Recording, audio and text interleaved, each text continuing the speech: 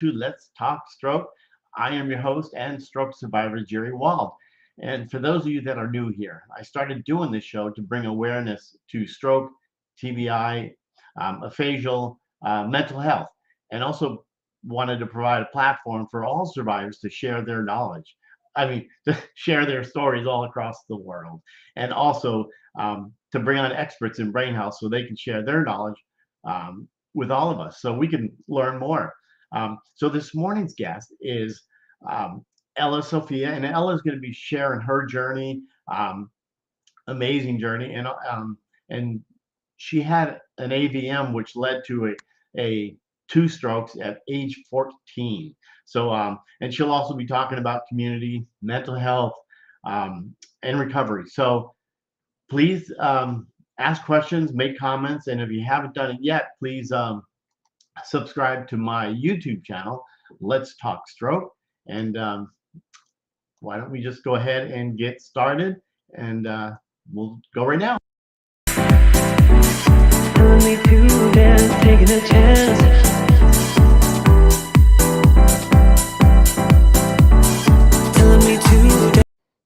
All righty. Well, good morning.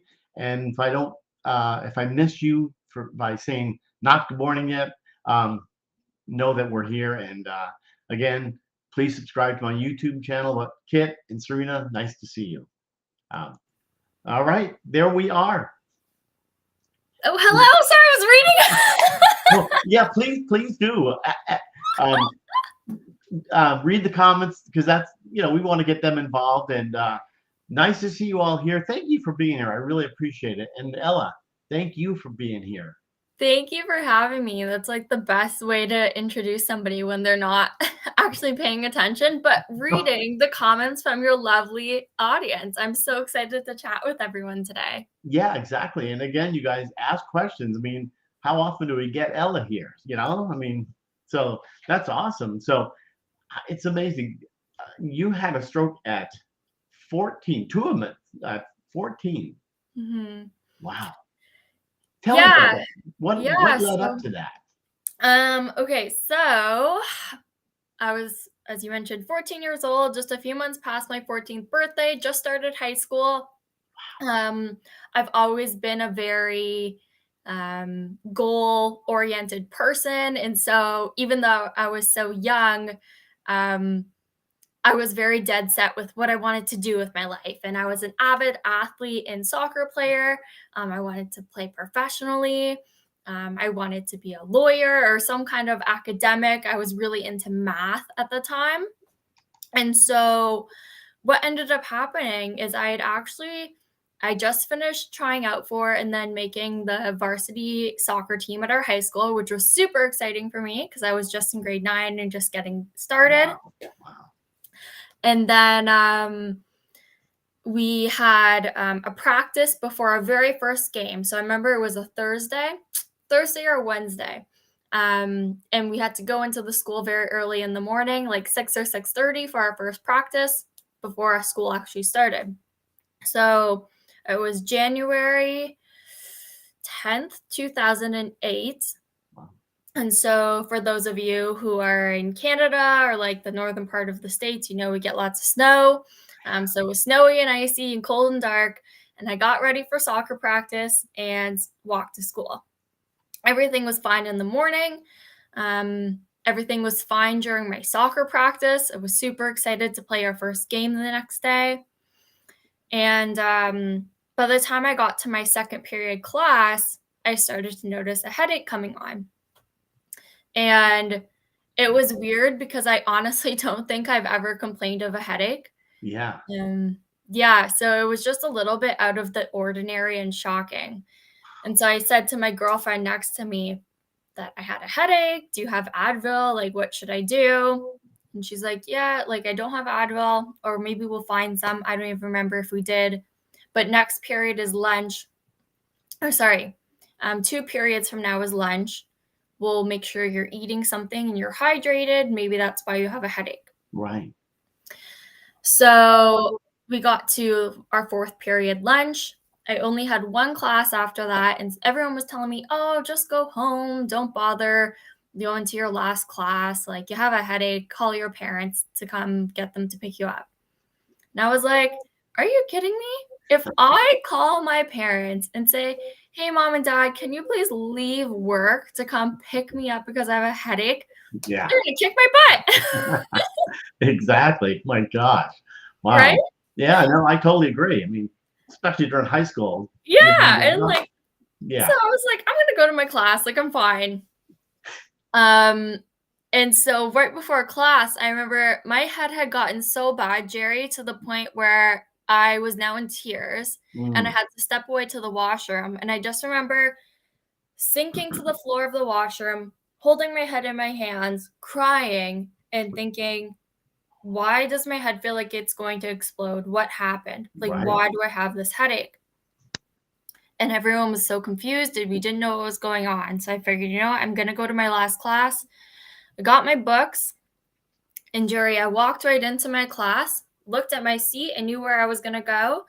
And right away, I think that's when my body said, we can't do this anymore. And I just passed out from the pain and the pressure in my head. So what happened is that AVM exploded. Yep. And that's when I had a stroke. That's it. And then you ended up at the hospital. Yeah. Did your parents, what'd they think? Yeah, it was a day, as I'm sure everybody here watching was like, oh, I remember that day. Yeah. And it was a day. So I had to get the story from my mom and dad after, when they were ready to talk about it, which was a long time after, years after. Understandably so. They went through their own trauma. Right. My mom says she remembers getting that call at a work meeting and going to the school and seeing an ambulance. I might get choked up, but that's fine. It's important to talk about. Yeah. Yeah, and just seeing the ambulance and thinking like, oh my God, like what's happening? She's a good girl. She doesn't do drugs. I know she eats and yeah. So they were told I wasn't going to make probably wasn't going to make the night. Wow. And so I can only imagine, like, I'm not a mom. I hope to be one day. I can only imagine what it's like to walk into the hospital and see your daughter, like your young daughter, in a position like that. It must have just been horrible for them. Right. What was the cause? Do they know what the cause was? Yeah. So it was this malformed group of blood vessels, basically arteriovenous malformation, the AVM. And the AVM was right in my cerebellum, so like right in the base of your brain there. Yes. And we had no idea that the AVM was there. Again, I never complained of headaches. I didn't seem to have any symptoms. I guess in hindsight, you could say, oh yeah, there were symptoms, but we never noticed anything. And then just over time, all that blood pumping into the AVM, I like to explain it like a balloon getting air pumped into it. It just got bigger and bigger and bigger. Man. And then that one day it burst. Wow. Mm-hmm. Wow. At 14 years old. A lot of people can't believe. I mean, I don't know how you felt. I always thought it was an older person's, thing that happened, but. Yeah. Wow. It can happen to anyone. Yeah, absolutely. So now you weren't 14, now you're 28, and but it 29. Well, happy birthday. Thanks. I'm gonna be 30 at the end of the year. I can't believe it. Time flies. I know. Wow. So you had your stroke and you went to therapy and all that. How long in the hospital were you? Yeah, so I was very lucky that I think I was only in the hospital for about 2 weeks. Okay. So similar maybe to lots of people watching right now, I had the weakness on my entire left-hand side. So arm, leg, muscles in my mouth even. So I was diagnosed with dysarthria, so that even when I was able to start talking and that short-term memory started coming back, you couldn't really understand what I was saying because it was just like slurred together. Yeah, I understand that. Yeah. Yeah, vision. And so I did all the PT and the therapies, Sure. but I was very lucky to be able to be taken care of at home by my parents. I know a lot of people don't have that type of at-home support. I was Yeah. very, very lucky that I had that. Yeah, that's crazy. And I there's a lot of people here from Canada too, so I saw them out here. But yeah, go Canada. But a lot of time, my understanding is in Canada, the therapies are. I mean, you have to make an appointment. But I guess with a stroke, they throw you right, in there. But like with doctor visits and stuff, it don't isn't that a thing you have to be make an appointment like for months or so. That's what I Yes. understand. Yeah, there is quite a wait. Yeah, our healthcare system is a little bit different here. It depends what's covered and what's not. For those types of things, like because the issue was so severe, like the stroke was immediate. It's not like I hurt myself at soccer. Yeah, They kind of plugged me in right away for a first appointment, and then it became pretty regular. Um, I probably, like a lot of other people out there, at least that I've talked to, did not like going to therapy. yeah, yeah. So I think eventually it became taking me to therapy actually became too difficult for my mom. And so she's like, I'll just buy the stuff. We'll do it and you can do it at home, which I didn't do either. But yeah. No, not a girl. Um, wow. Well, so but now, I mean, years later, how are you doing now? Honestly, I am great now. I won't gloss over it. Like I'm really Sure. happy. Um, I think the blessing in disguise that Yeah. happened was me having a stroke so young, that Yeah. brain injury so young, because I didn't actually comprehend the severity of what had happened. Right. And Right. so, like, I was in a really good mental state even after. Like, it sucked. It sucked so much that I Yeah. couldn't do some things. And, like, believe me, I went through, like, I'm sure we all did some really hard times, not Yeah. good times. And even though I did, I was like, yeah, I had this thing, whatever. Like, I'm just going to get better because I Right. didn't know what Right. happened. Right. But you had the because I remember talking to you a long time ago. I mean, you have the issue with probably a lot of people do like suicide, right? Didn't we talk about that? I mean, Yeah. you know, Yeah. I mean, I came on one of your shows we talked just about that. That's right. Um, yeah, so I think I did a lot of this. you Again, I'm did, sure a yeah. lot of people do. And so it was like, I don't care, I'm just gonna get better. But then when I wasn't getting better and I was noticing that sorry, when I wasn't getting better as quick as I wanted to, and Sure. when I noticed I was a different person from what I used to be, Yeah. that's when I was like, I I I hate myself. Like, what happened? Why my life was great, and now I feel like it just went totally downhill.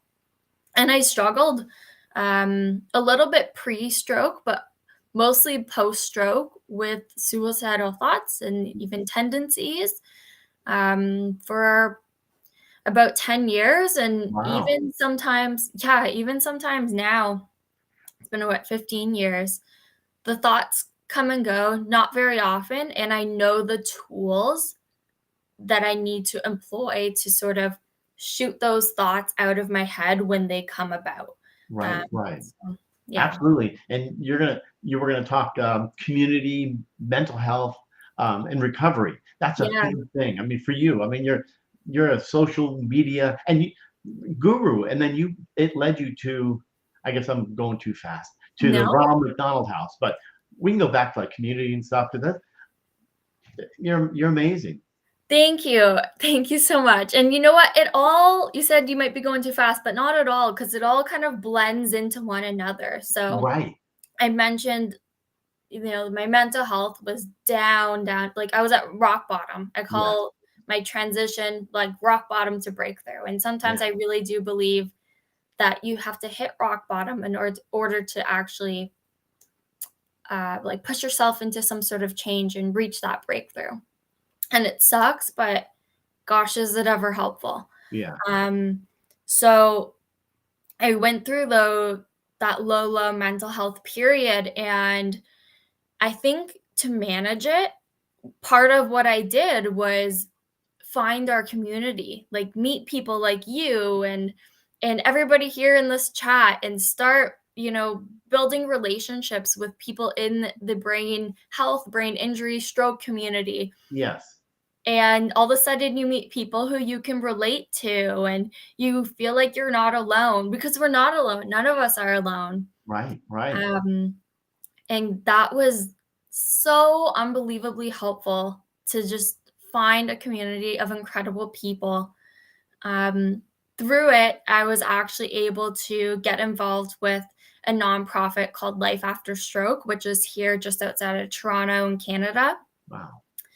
And that was just over 2 years ago. And ever since then, I've actually been helping coordinate their monthly support groups. Right. So if you guys haven't heard of Life After Stroke, you can shoot me a message, or just search them up online. They're everywhere. And Yeah. Not to interrupt, but in the Yeah. promo that I did, that's in there in the promo of this show, and it's on there so they can click on it. But yeah, that's a great nonprofit that you're completely involved in. Yeah, it's pretty great. And then from there, the other nonprofit that I got involved in, my current employment that you mentioned, Ronald McDonald House. And again, that came about through community. I actually didn't even see the job posting. I had somebody that I met in my community say, "Hey, I saw this job posting. I think it would be a great fit for you, because you're that community person, and you love Yeah. writing and storytelling." And then, because I had done all that type of those type of things online, my CEO, when he was looking me up, seeing if this is the right person, he saw all that and was like, "This is the girl. This is Yeah. the community ambassador, storyteller that we need." And so Right. it led me to my current job, which was also pretty incredible. Yeah, that's awesome. And Ronald McDonald House there. Yeah. Yeah, and I see. Yeah, so Serena out there. She's Yeah, from Canada. Serena. Gosh, you're not from Canada, are you, Serena? Or is She she is from Canada? Yeah? Okay. Nova Scotia. Oh, Big, Nova Scotia. yeah, Cool. yeah, and I see Marina's asking you a question there too. She's asking. I'll pull it up here anyway. How are you doing today? Oh, Marina, I am doing good today. I worked this morning. You know what, Marina? I'm gonna be honest. I had a really bad sleep last night, so I could have probably been better if I got a better sleep. Yeah, But I'm good. Tell me how you're doing. yeah, yeah. Oh, not me, right? I mean, yeah, sleeping's a big deal. I mean, last night was a tough one. Getting up at every hour on the hour. But you need that sleep. So what are you doing at that Ronald McDonald House?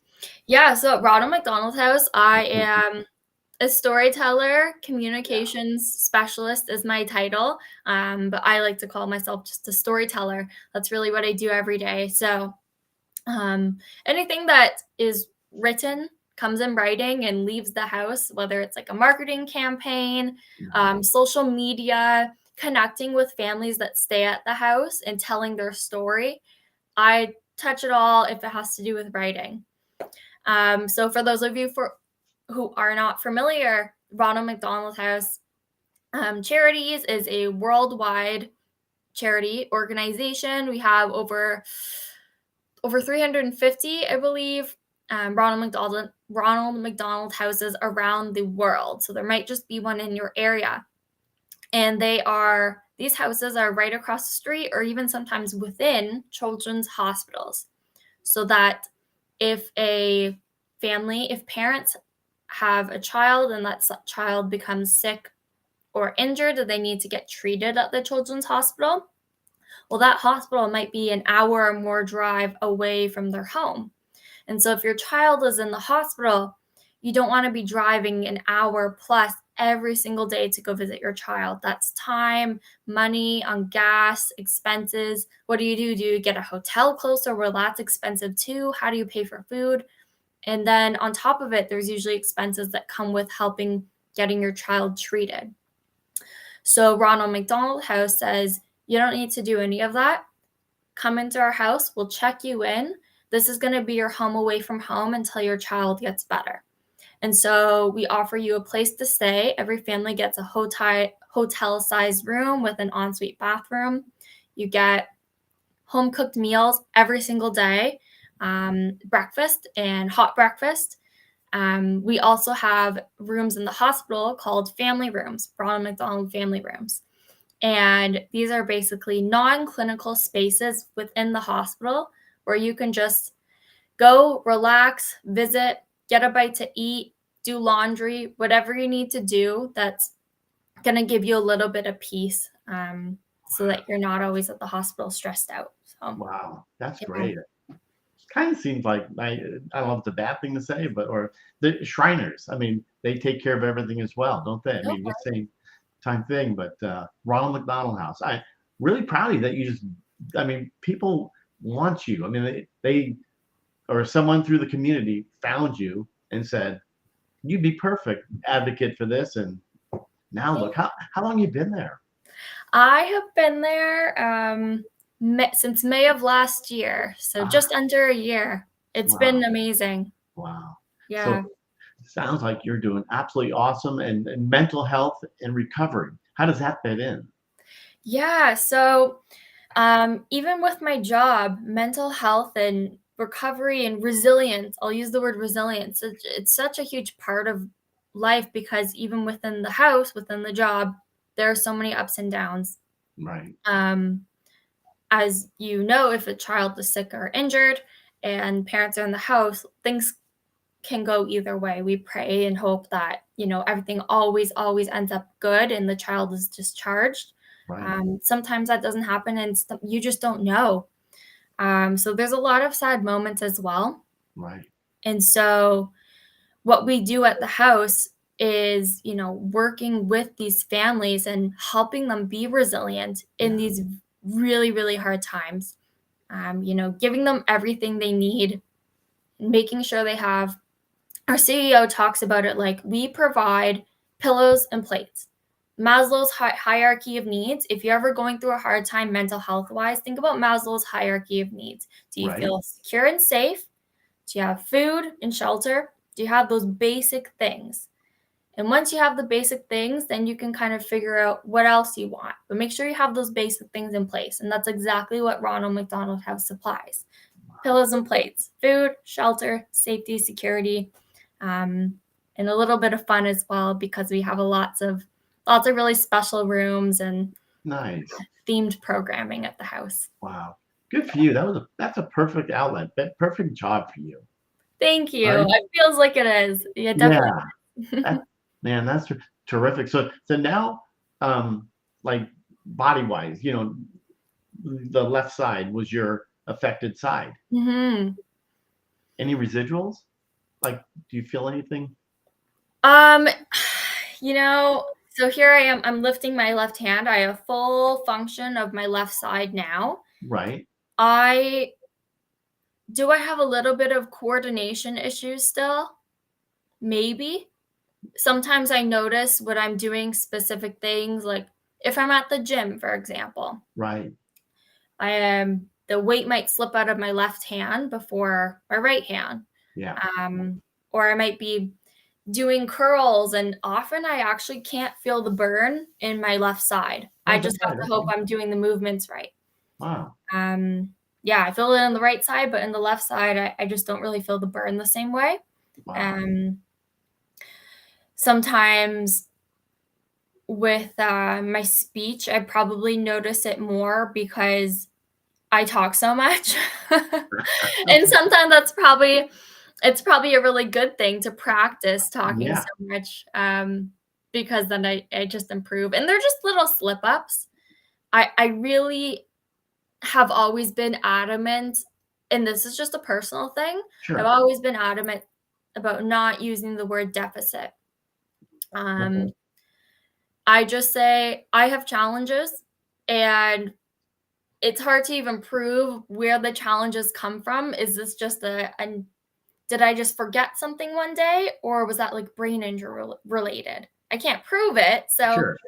I have a challenge, and that's helpful for me to stay in a positive mindset.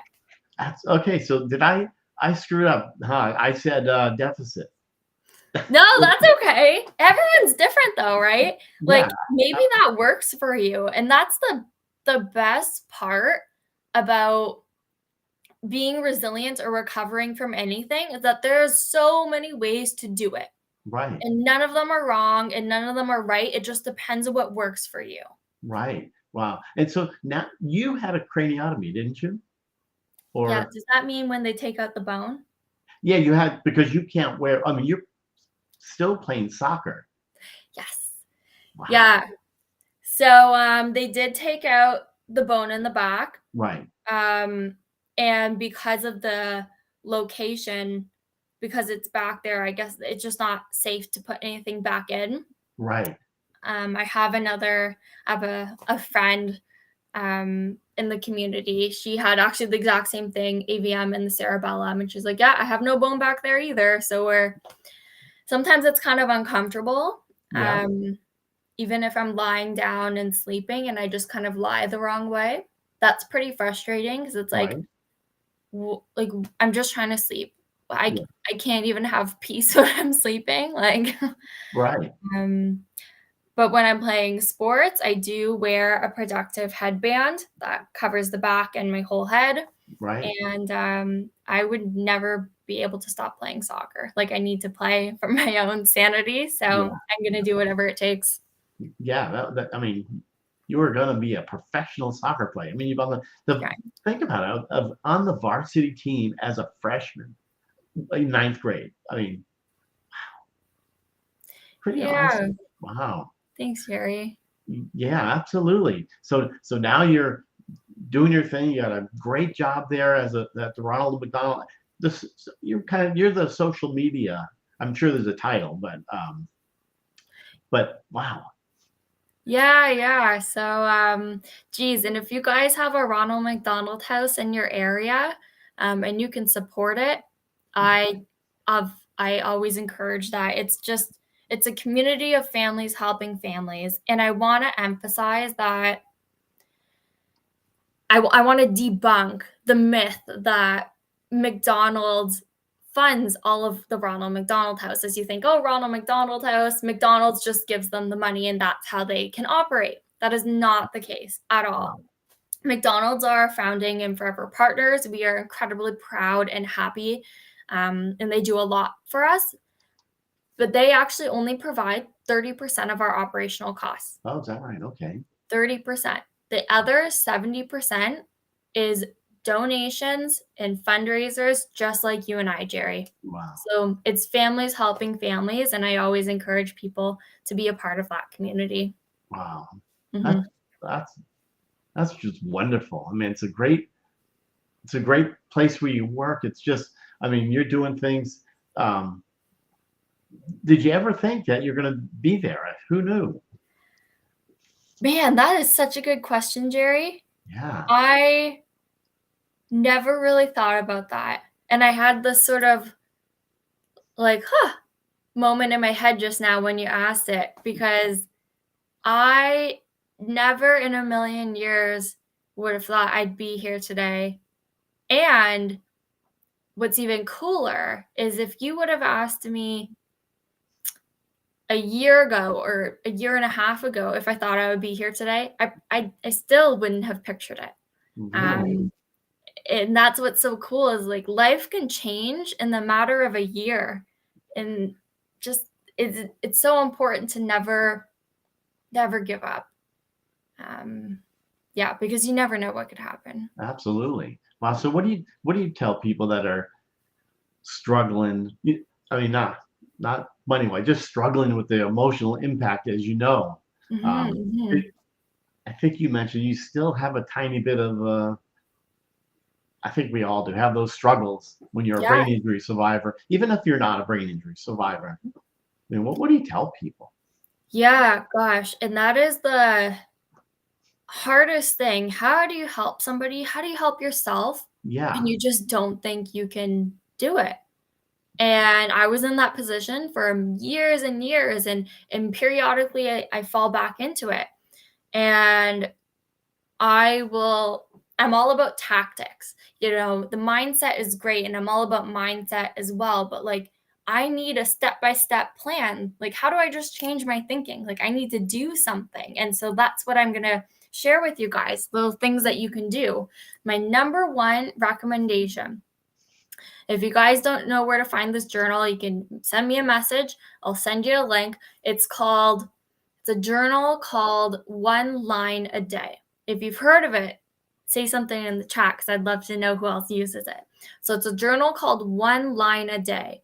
My incredible sister gifted it to me for Christmas 2 years ago, Christmas 2020. So I started using it January 2021.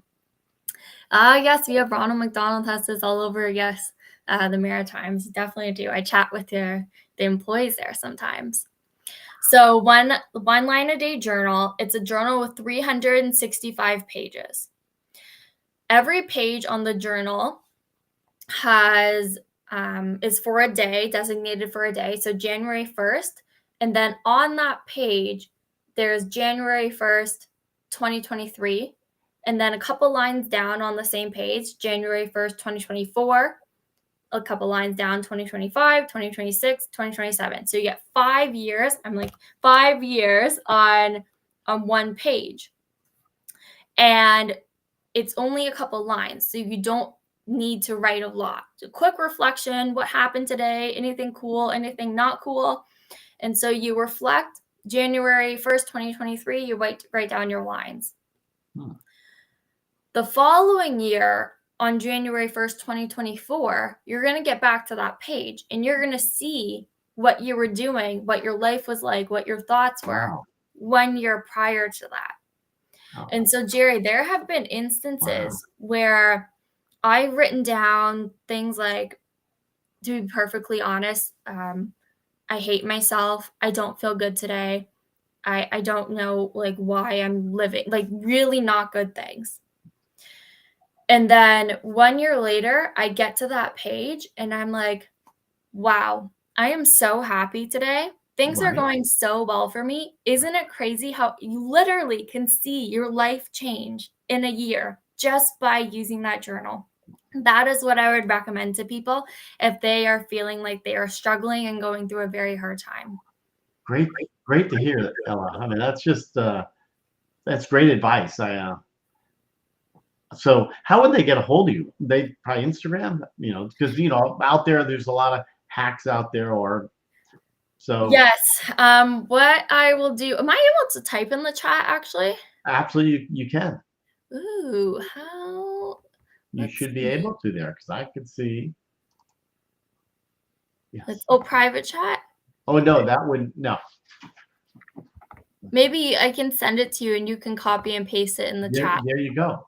I Okay, can so copy and put it right here. perfect. So guys, I'm gonna type in my Instagram and my email, and Jerry is gonna put it in the chat.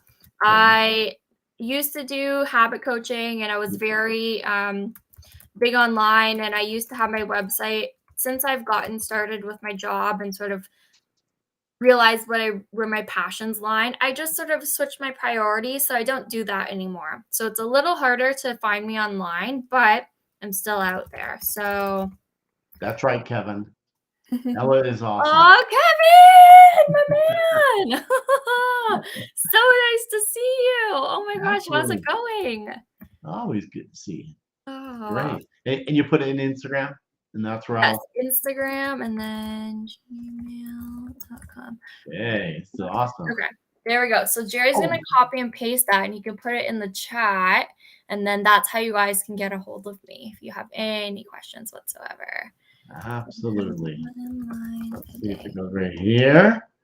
And then I also wrote One Line a Day. That is the name of the journal that I highly, highly recommend. And you can honestly just find it on Amazon. It's incredible. Yeah, Serena she posted up there. I see her. Serena said the same thing. Is this a Canadian thing, Serena?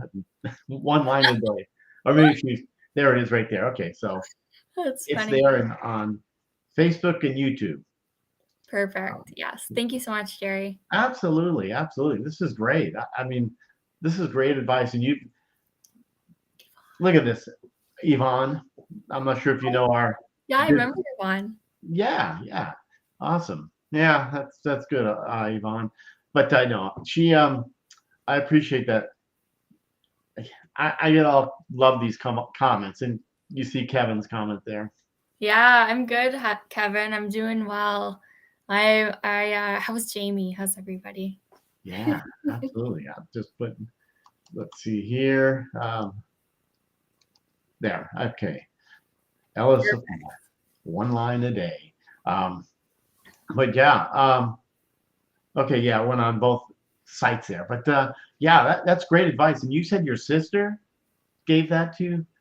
Yeah, Gifted it to you, I guess. Yeah, she gifted it to me. It's funny because she bought it without an intention to give it to anyone. She was just kind of like, I think someone would like this. It was Christmas time. Wow. And then she was like, you know what, Ella, I think you would like this. And it's like the best gift ever. Wow. Well, is there any history in your family with kind of a brain injury? Since you had it at 14, too. I mean, just people think, oh, it's only the elderly have strokes or a serious brain injury. Yeah, geez, that's a great question too. As far as we know, no real history of health issues whatsoever on both sides of my family. Like my mom and my dad's side, no history of my grandfather had a stroke, but that was for other reasons. Yeah. It's just kind of an anomaly that it happened to me. Absolutely. Wow. Wow. So that's just so as far as what else? So recovery, was that anything that I don't want to miss that too? Because we talked about community, how that's pretty amazing how you talked about that. What it led to. Yeah, so this idea of recovery that was a difficult one for me to deal with. And sometimes it still is, because it's like, am I still recovering from something? It's been 15 years. Do I still, it's hard to grapple with. And so what I started doing years ago is I just stopped using the word, really, and just started using resilience. So when I was going through OT, PT, doing all those things, and going to see my neurosurgeon, they would ask me, how do you feel on a scale of like 1 to 100%? How recovered do you feel? And I would always say, well, I feel like I'm 90% or 99% recovered, but I'm never going to be 100 again. And that was great at first, because it's like 99, like I passed, that's an A plus, right? Yeah. But then you just start focusing on all that 1% that you don't have. Right. And what ended up happening is that's all I could focus on. And I was just, down in the dumps, that I was never going to be the same person. And then I realized, first of all, I don't like, there are certain things where you can measure, like range of motion. You can totally measure that. But me, Ella as a whole, Jerry as a whole, every single part, you can't measure that. Like, what does 100% of Jerry look like? What does 100% of Ella look like? I have no idea. And what I was doing when I was saying I'm never going to be 100% again is I was looking backwards. I was comparing, or I'll use myself as right now, 29-year-old Ella, I'm never going to be 100% again. That means I'm comparing myself to 14-year-old Ella. I don't want to be 14 years old again. Right. Why is 14 years old my 100%? Right? I don't even know what 29-year-old Ella without a brain injury looks like, because she doesn't exist. Yeah. So you just have to change your mindset. And I was in one of my Life After Stroke support groups a couple of weeks ago, and somebody mentioned that it's not a recovery, it's a reconstruction. Wow. Okay. Okay. Yeah, I like that a lot because I it's do moving too. Yeah. forward. Yeah. I never really liked the word recovery, Yeah. because you just don't recover. I mean, Mhm. from it, because that to me was the emotional part of this. Like you say, you've had your range of motion back, and um, all the other little things. I mean, fine motor skills. I could tell they're all Mhm. intact. But the Mhm. emotional part, we kind of don't talk about it. Yeah. A lot of people don't. Mhm. People don't want. I mean, it sounds like you asked for it. It's okay to ask for help. So okay to ask for help. So okay. And the best part about, I keep saying the best part. That's my new filler word, I think. Yeah. Everything is the best. I love Um, it. what is so great about asking for help, and this is kind of a buzzword now, saying being vulnerable, like it's almost overused, Yeah. but it's overused because it's so important. And Yeah. when you are vulnerable and when you do ask for help, then somebody else, for example, I'm sitting here saying sometimes I get suicidal thoughts. I bet you somebody in this chat, lots of people in this chat maybe, are saying, oh my gosh, I'm not alone. Right. Somebody else just was vulnerable about something I feel vulnerable about. And now, because of that, we strengthened our connection. Our community relationship is Yeah. stronger now. That's the most beautiful thing about being vulnerable. Yeah. Absolutely. Wow. Just amazing, Ella. I really love having you on, sharing Thanks, your Jerry. experience and your knowledge. I mean, 29 years old, and you're teaching us all some Oh, amazing things. thank you so much. Honestly, I love coming on here. I love chatting with you. I love this community. Everybody here is amazing.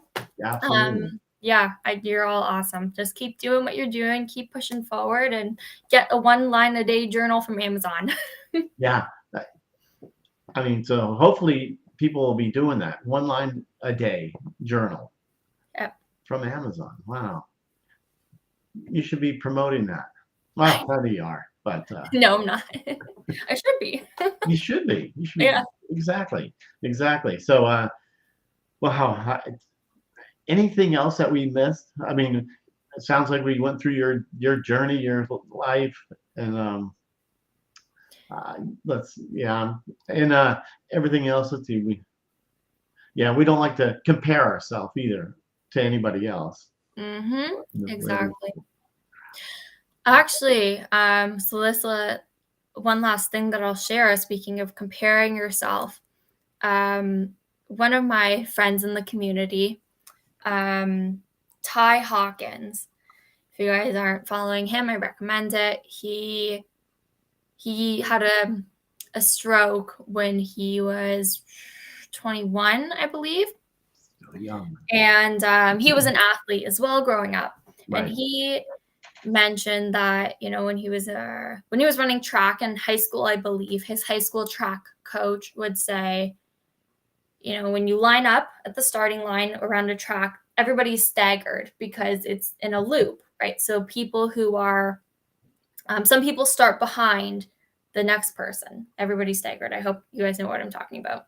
And so some people might be paying attention to other people's lanes because they're either ahead of everybody, it seemed like, or they're behind everybody. Like, this person's starting ahead of me, so I want to run really fast. But if you start in the outside lane, I believe it is, everybody's behind you.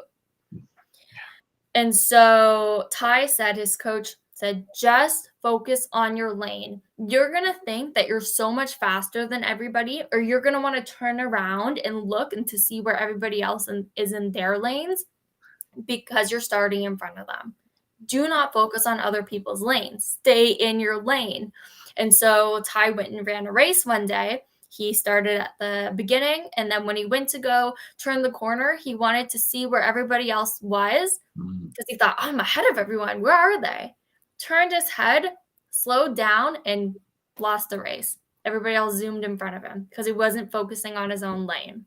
So Wow. take that analogy and just remember, focus on your lane, the Jerry lane, the Ella lane, the Serena lane, Yvonne lane, Kevin, like you all have your own lane. Don't turn around and see where everybody else is. It's just you. That's all you should be comparing to. You got some amazing analogies. I love it. Thank you. Absolutely. Well, wow. I really appreciate you being here, Ella. I'm so Thank glad. I mean, we chatted for, I don't know, seems like for years, maybe. I don't I know. know. Yeah, I think it has been. Yeah. Yeah, yeah. And I appreciate you being on and sharing your wisdom and you sharing your personal journey. Thank you so much for having me, Jerry. I love Absolutely. being here. Good. Well, yeah, love to do it again sometime. And you guys know if you look I could see in the chat, Ella's information there, info, retrain your brain. Yeah. Do you still use that anymore? Retrain your Just brain? no, I have the email. Yeah. I was just causing me a little bit too much stress to work full time and volunteer and keep up the website and one-on-one like it was a lot. Yeah. And so I said something has to change, and I figured I'm going to stick to volunteering and stick to my job. And if people want to contact me, they can totally email me or message me on Instagram. Absolutely.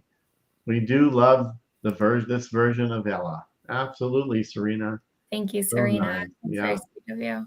Wow. Well, the things are all popping up. But yeah, so Ella, thank you once again. I really completely appreciate it. And we'll obviously stay in touch and all that. And I like the journal, so I will get on Amazon and check that out. I never have done that. So, but any last words? Last words. Last, Retrain your brain. Make it the year of you. yeah, exactly. I saw one comment in there. The year of you, ? Someone was asking. Yeah. So all the year of you. Every day you got to make it a new year of you. Yeah, that's beautiful. Thank you, Ella. And thank you guys for being here. I appreciate it. And definitely always give a shout out. I do for Myomo here. I don't know if you've had or seen the Myo Pro. Pretty darn awesome piece of equipment there. Yeah. Another one from Ontario, Canada. Andy Fabak. You Croatian or Fabats? Is how you pronounce? Yeah, I'm not sure. Nice to see you here. Yeah, nice to meet you. Yeah, nice to meet you. And I appreciate it. Thanks for showing up and saying hello. We appreciate it, I'm sure. So yeah, nice to chat with you all. Absolutely. Take care, everybody. Thanks again for making comments. Appreciate it. And we'll see you in oh, there it is. We always gotta get our Yep. I got it from you. I have to say it, long time ago. So you gotta do it. That's right. Have a great day, everyone.